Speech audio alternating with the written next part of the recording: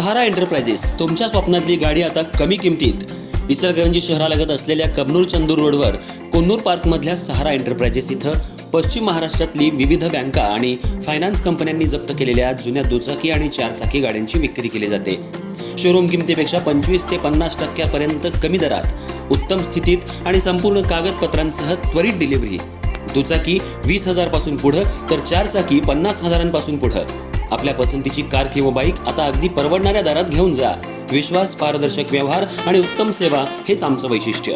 पत्ता Konnur park, Kabnur Chandur road, Ichalkaranji. Proprietor Rajubhai Ajgar. संपर्क 8055810910 आणि 9860785786. सहारा एंटरप्राइजेस, दर्जा, विश्वास आणि बचत यांचं परिपूर्ण ठिकाण.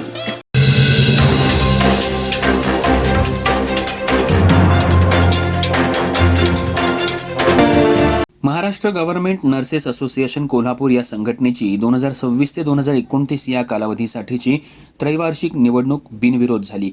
निवडणूक अधिकारी आणि राज्य पदाधिकाऱ्यांच्या मार्गदर्शनाखाली लोकशाही पद्धतीनं पार पडलेल्या या निवडणुकीचा निकाल 22 ऑगस्ट 2026 रोजी जाहीर करण्यात आला.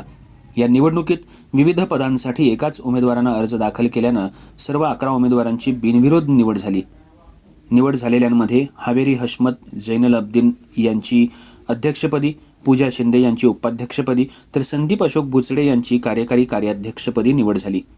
ज्ञानेश्वर मुढे यांची सरचिटणीस तर चोरे जितेंद्र प्रताप यांची सहचिटणीसपदी निवड करण्यात आली. तर शिंदे सरोज राजेश यांची खजिनदारपदी, उरुणकर सुजाता भारत यांची सहखजिनदारपदी निवड झाली.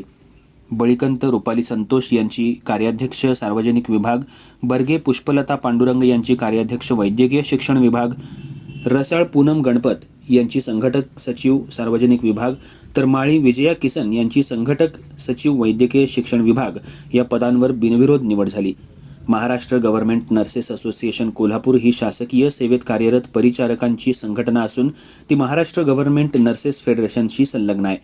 संघटनेची 2026 ते 2029 या कालावधीतील त्रैवार्षिक निवडणूक प्रक्रिया नियमानुसार पार पडली. सर्व पदांसाठी प्रत्येकी एकाच उमेदवार राहिल्यानं निवडणूक बिनविरोध झाली. नव्या पदाधिकाऱ्यांकडून शासकीय सेवेत कार्यरत परिचारकांच्या विविध प्रश्नांसाठी संघटनेच्या माध्यमातून प्रभावीपणे काम केलं जाण्याची अपेक्षा व्यक्त होत आहे.